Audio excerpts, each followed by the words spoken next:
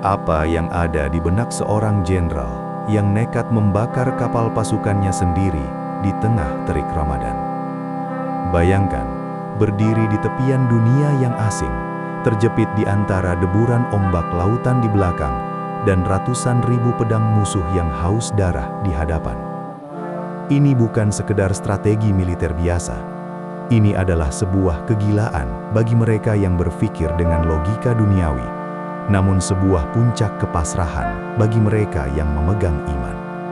Disinilah, di pantai yang kelak dikenal dengan namanya, sejarah Eropa dan Islam akan berubah selamanya karena satu keputusan yang tak bisa ditarik kembali. Kita kembali ke tahun 92 Hijriah, bertepatan dengan tahun 711 Masehi. Bulan suci Ramadan sedang memayungi bumi, bulan di mana setiap detak jantung orang beriman diisi dengan zikir dan menahan lapar. Namun, bagi Tariq bin Ziyad dan 7.000 pasukannya, Ramadan kali ini bukanlah tentang berdiam diri di masjid-masjid yang sejuk.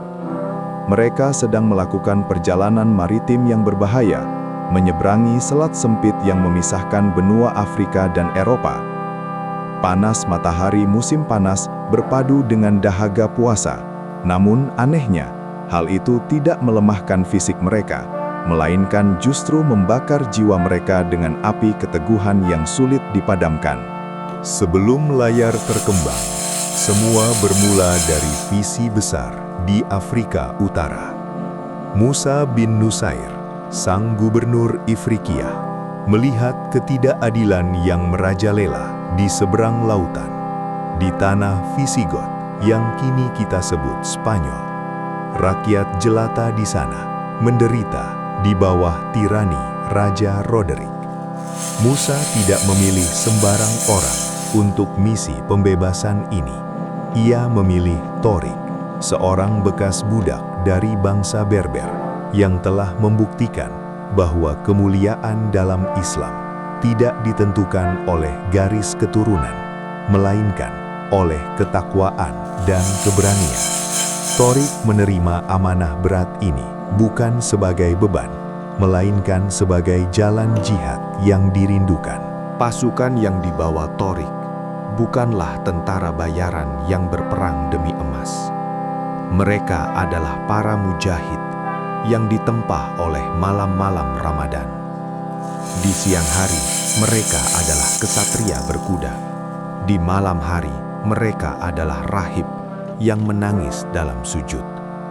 Kekuatan mereka tidak terletak pada jumlah atau persenjataan, melainkan pada ruhul jihad. Mereka memahami bahwa kemenangan datangnya dari langit, bukan dari kekuatan otot semata. Saat mereka bersiap menaiki kapal, bekal utama mereka bukanlah roti gandum atau daging kering, melainkan takwa dan keyakinan bahwa janji Allah itu nyata. Ketika kaki mereka menyentuh pasir pantai Iberia, mereka tahu tidak ada jalan untuk kembali dengan mudah. Tempat pendaratan itu adalah sebuah bukit batu karang yang menjulang tinggi, yang kemudian diabadikan sejarah dengan nama Jabal Tariq atau Gibraltar. Namun, kabar kedatangan mereka menyebar secepat kilat. Raja Roderick yang sedang sibuk memadamkan pemberontakan di utara segera memutar balik pasukannya. Ia tidak datang dengan pasukan kecil, ia membawa badai. 100.000 tentara Visigot, lengkap dengan baju besi berat dan persenjataan lengkap, bergerak menuju selatan untuk menghancurkan segelintir pasukan Muslim yang baru saja mendarat. Hitungan matematika di atas kertas adalah mimpi buruk.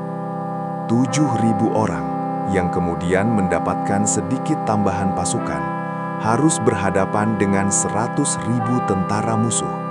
Perbandingan yang tidak masuk akal. 1 melawan 10, bahkan lebih. Ketakutan adalah reaksi manusiawi yang wajar. Bisik-bisik keraguan mulai terdengar di antara barisan pasukan. Bagaimana kita bisa menang? Apakah kita datang ke sini hanya untuk mati sia-sia? Tariq mendengar kegelisahan itu. Ia tahu, Sebelum ia bisa mengalahkan musuh di medan perang, ia harus terlebih dahulu mengalahkan ketakutan di dalam hati pasukannya sendiri. Dan disitulah keputusan gila itu diambil. Sebuah keputusan yang melampaui logika militer manapun dalam sejarah. Tariq bin Ziyad memerintahkan pasukannya untuk membakar kapal-kapal yang telah mengantar mereka. Satu-satunya sarana untuk pulang, satu-satunya jalan untuk melarikan diri jika kekalahan menimpa, kini dilalap api.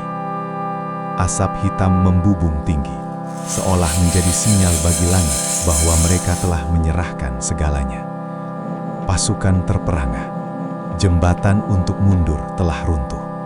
Kini hanya ada dua pilihan di hadapan mereka: kemenangan yang gemilang atau mati syahid yang mulia.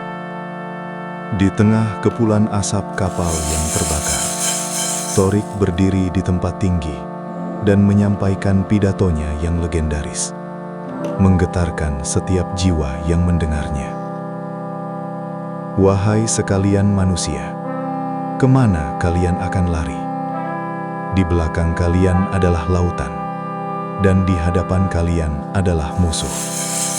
Demi Allah, tidak ada yang tersisa bagi kalian, kecuali kejujuran dan kesabaran. Kata-kata ini bukan sekadar retorika. Ini adalah ultimatum iman. Ia mengingatkan mereka bahwa rasa lapar puasa yang mereka rasakan saat ini hanyalah ujian kecil dibandingkan lapar dan hinanya kekalahan.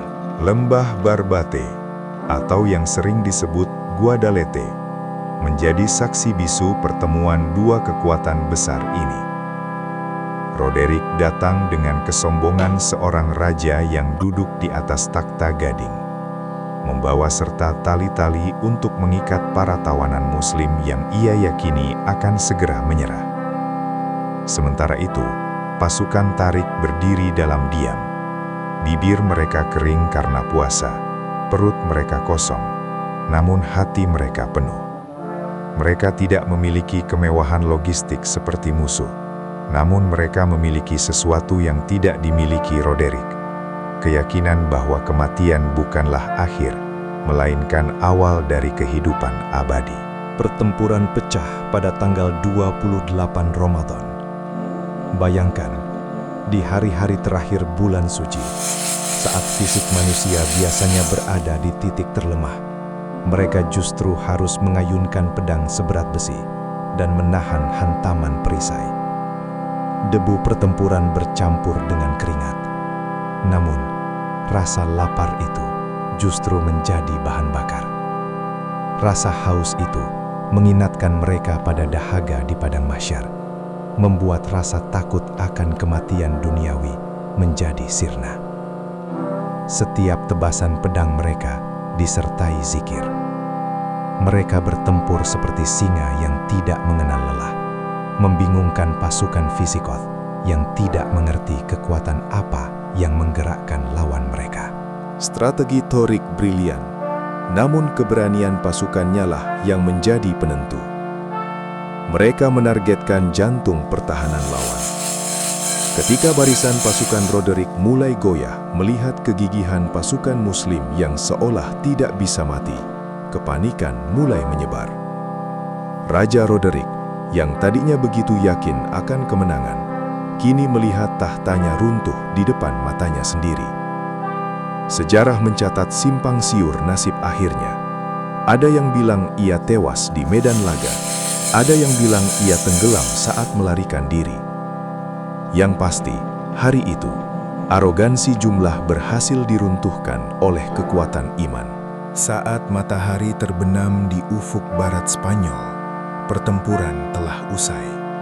Kemenangan besar telah diraih.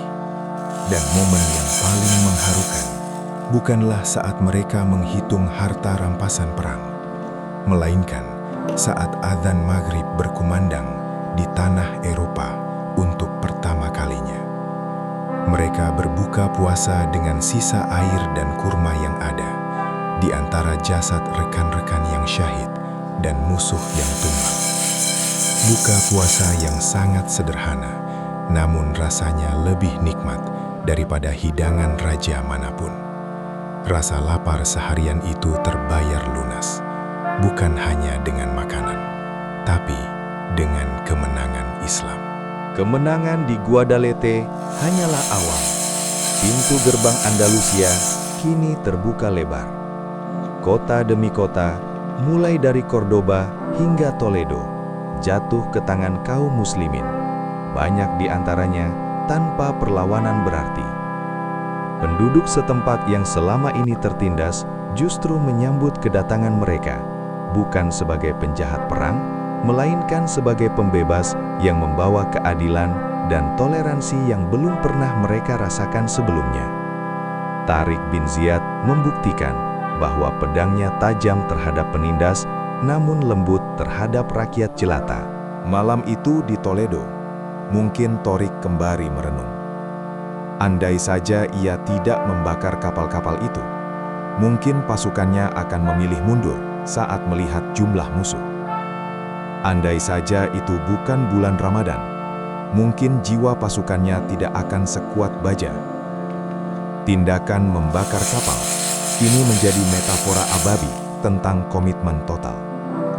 Bahwa dalam mengejar ridho Allah, terkadang kita harus memutus jalan kembali ke zona nyaman, agar kita bisa fokus sepenuhnya menatap masa depan dan kemenangan yang dijanjikan. Keberanian Tariq bin Ziyad di bulan Ramadan tahun 92 Hijriah itu menjadi benih bagi lahirnya peradaban emas Andalusia. Sebuah era di mana Eropa diterangi oleh cahaya ilmu pengetahuan, toleransi, dan seni selama hampir 800 tahun, ketika belahan dunia lain masih meraba dalam kegelapan. Dan semua itu dimulai dari satu titik, keberanian untuk membakar keraguan, menahan lapar nafsu, dan menggantungkan harapan hanya kepada Sang Pencipta. Sebuah pelajaran ababi bahwa kemenangan besar selalu menuntut pengorbanan yang juga besar.